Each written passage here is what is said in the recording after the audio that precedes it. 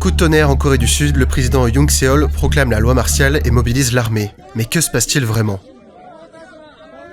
Le président sud-coréen appartient au Parti du pouvoir au peuple, le PPP. Ce parti conservateur défend des positions en faveur de la sécurité nationale et du développement économique.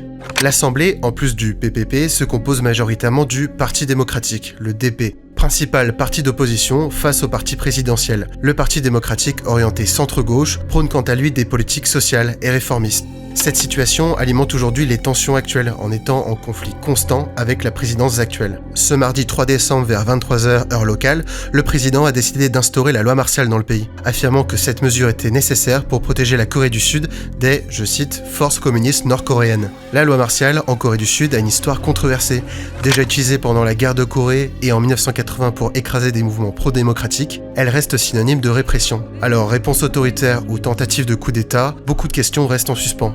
L'Assemblée a voté dans la foulée l'abrogation de cette loi martiale. Ce choc politique a marqué l'opinion dans un des pays les plus sûrs du monde.